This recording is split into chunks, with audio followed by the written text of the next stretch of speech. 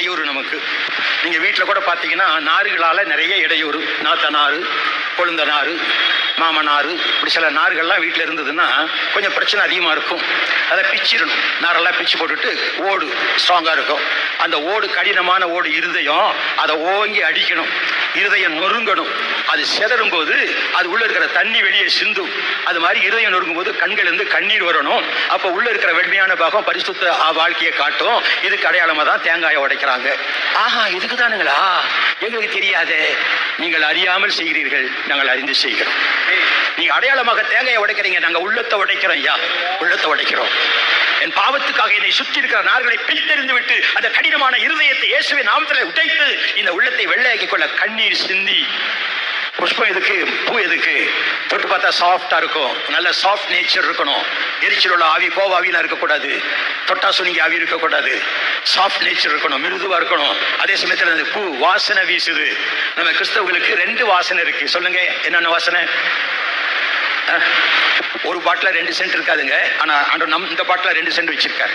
ஒன்று, ரட்சிக்கப்படுவர்களுக்குள்ளே ஜீவ வாசனையாகவும் கெட்டு பொருளுக்குள்ளே மரண வாசனையாகவும் நாம் இருக்கிறோம். பொருள் எழுதியிருக்கு. அப்ப நான் ரட்சிக்கப்படுவர்களுக்கு ஜீவ வாசனை. நீங்க எங்கேயாவது ஒரு விசுவாசி வீட்டுக்கு போய் பாருங்க. வாங்க சிஸ்டர், வாங்க பிரதர், கர்த்தர் ஸ்தோத்திரம், இப்பதான் யாராவது வந்து ஜெபிக்க மாட்டாங்களான்னு நினைச்சிட்டு நீங்க வந்துட்டீங்க. ஜீவ வாசனை நானு. ஆனா ஒருத்தன்ட்ட போகும்போது வந்துட்டான், யா கழுத்தருப்பான், யா யேசுவை பத்தி சொல்லுவாயா, நம்ம மரண பயத்துல நடுக்கிறான் பாருங்க, அவனுக்கு நான் மரண வாசனை. இந்த வாசனையை அறிவிக்கிற மலர்களை அவருக்கு தூவி, இப்படிப்பட்ட வாசனை உடையவனாக என்னை மாற்றும் ஆண்டவரே. பழம் எதுக்கு? நான் கனி நிறைந்தவனாய் இருக்க வேண்டும். என்னை மற்றவர்கள் ருசிக்க வேண்டும்.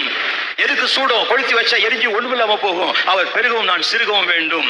இது அடையாளம் தாங்க. அதை தட்டு கொண்டு போறாங்க. பழைய ஏற்பாட்டுல பார்த்தா லேவியராமத்தின் புத்தகத்திலே அந்த ஆராதனைக்குரிய தட்டுகளையும், அந்த தட்டு எதுக்கு கொண்டு போறாங்க? கிண்ணிகளையும். பழைய ஏற்பாட்டில் இருக்கிற நிறைய காரியங்களை நீங்கள் பார்த்தீர்களானால் இன்றைக்கு நமது இந்திய நாட்டில் நடக்கிற இந்து மதத்தின் கலாச்சாரங்கள் அத்தனையும் யூத கலாச்சாரம் என்று, புதிய கலாச்சாரம் அல்ல. பொட்டு வச்சுக்கிறாங்க. எதுக்கு? ரத்தத்தின் அடையாளம்.